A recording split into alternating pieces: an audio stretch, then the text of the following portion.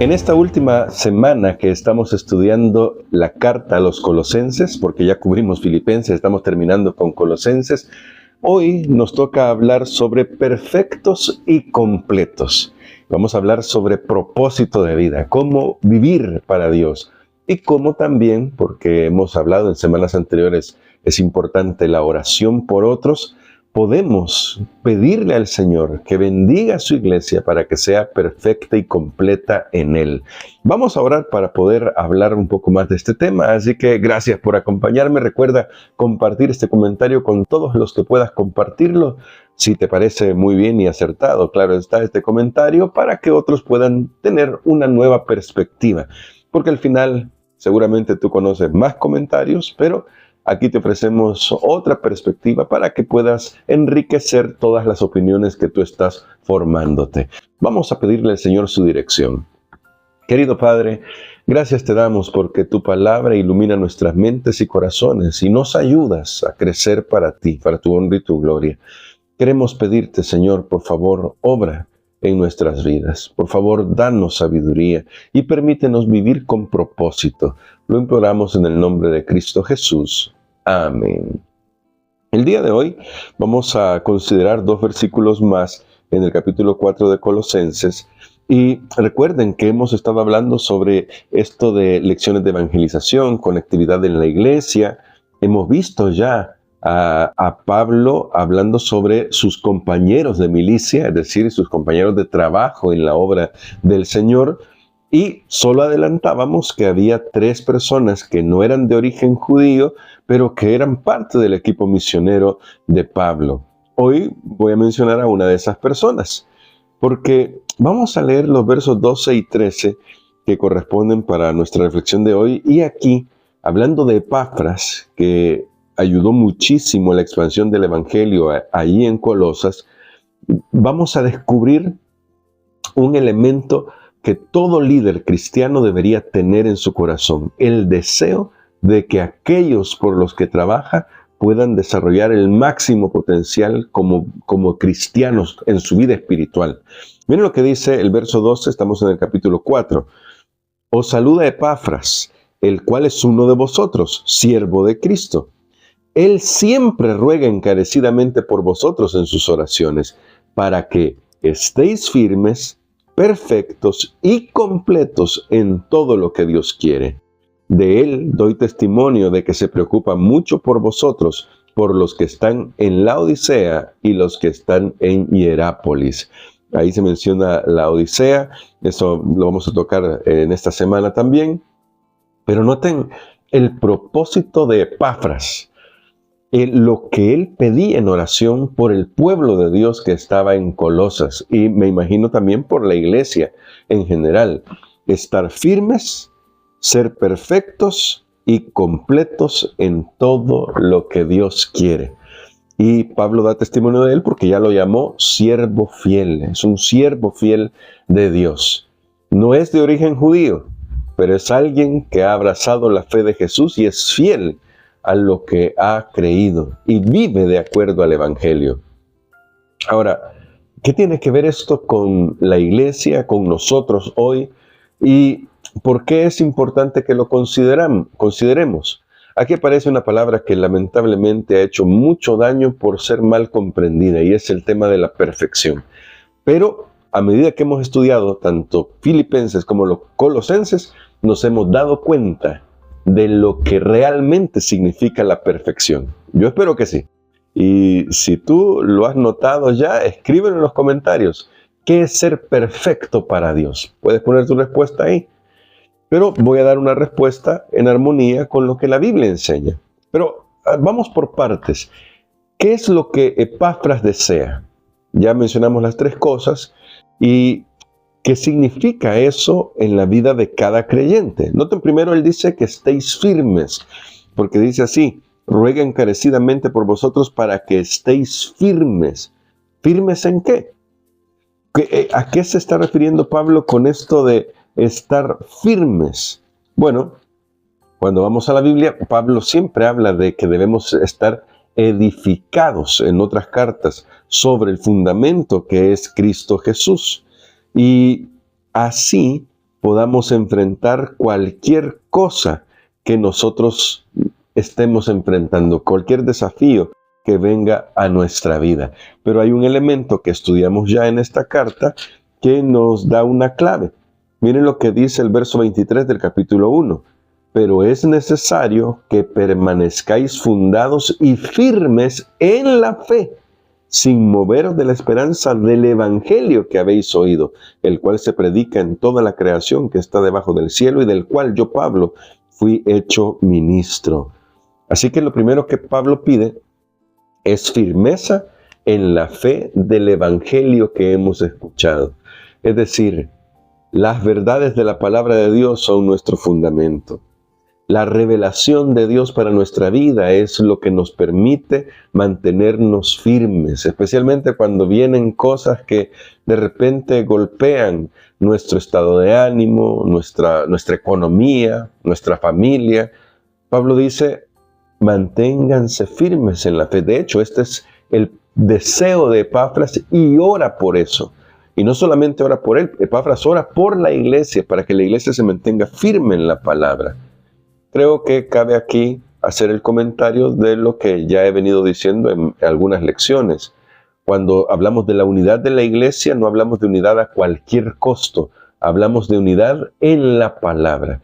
Mientras estemos fundados en la palabra, podemos tener verdadera unidad, incluso en la diversidad.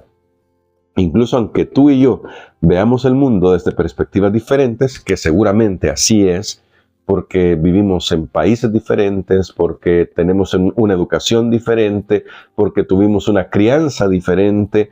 Hay muchas cosas que se conjugan para crear la visión del mundo que tenemos y cada una es diferente. Aún en esas diferencias, mientras estamos firmes en la palabra, en las verdades del evangelio que hemos conocido, podemos mantenernos firmes. Y eso es una oración digna de hacerse. Y qué bonito sería que nosotros, en lugar de comenzar a señalar más nuestras diferencias, comenzáramos a orar porque Dios nos mantenga firmes en la palabra, a pesar de las diferencias. Que en una iglesia mundial como es la iglesia adventista, ese sea el motivo principal de oración. Que nosotros oremos por la iglesia para que nos mantengamos firmes en el evangelio. Luego viene Pablo y menciona esto de perfectos, pero creo que esto ya a estas alturas lo entendemos bien. Perfección en la Biblia no habla de impecabilidad. Perfección en la Biblia habla de imitar el carácter de amor de Dios. Si no, solo hay que leer Mateo capítulo 5, cuando Jesús dice, sed pues vosotros perfectos como vuestro Padre que está en los cielos es perfecto. Todo el contexto nos habla de el amor del Padre para con todos, sin excepción. Y Lucas lo explica, porque Lucas dice, repitiendo las mismas palabras, solo que dándoles el sentido que Jesús quería que entendiéramos, sed pues vosotros misericordiosos como vuestro Padre que está en los cielos es misericordioso. Y en Filipenses y en Colosenses nos hemos dado cuenta que una persona perfecta nunca va a pretender que lo es. Sí está avanzando hacia esa meta, pero se da cuenta que la meta de la perfección es imitar el carácter de Jesús. Ser tan amoroso como Jesús lo fue y como Dios lo es con el universo. Eso es básicamente. Por eso hace unos días leímos toda una lista, una verdadera lista. A nosotros nos gustan las listas, los seres humanos, pero nuestras listas humanas son fáciles de llevar, sinceramente, porque es del tipo que Pablo estaba señalando que no deberíamos seguir. No uses, no toques, no aquí, no allá. Pero la verdadera lista la estudiamos ahí en Colosenses capítulo 3, cuando se nos dijo que como hijos de Dios, escogidos de Dios, amados de Dios, nosotros tenemos que expresar, tenemos que mostrar entrañable misericordia, bondad, humildad, mansedumbre, paciencia, soportándonos unos a otros y perdonándonos unos a otros. Si cumplimos esa lista, entonces somos perfectos. ¿Verdad que es diferente? Porque es fácil pensar en la otra lista, el no hago esto, no hago aquí. Y yo puedo parapetarme detrás de esto y decir, bueno, yo no ando borracho en la calle, yo no fumo, yo no... Y hacer mi lista de los que no hago. Y pensar, bueno, debo ser perfecto. Pero cuando nos damos cuenta que la perfección tiene que ver con amar, entonces nos damos cuenta que solo por la gracia de Dios podemos desarrollar un carácter digno del cielo. Porque nuestro corazón es egoísta. Porque todo lo que hacemos está manchado por esa fea mancha del egoísmo. Y eso lo afea todo, aún nuestras mejores intenciones, aún nuestras mejores palabras. Muchas veces lo que está detrás de eso es una intención egoísta. Desde ese punto de vista jamás podremos ser perfectos, a no ser que le permitamos a Jesús, con su Espíritu Santo, moldear nuestro corazón. Es decir, crear una nueva criatura en nosotros, vestirnos del nuevo hombre, porque entonces vamos a poder reflejar su carácter. Eso es la perfección. Realmente eso es la perfección. Reflejar el amor de Jesús ante los demás.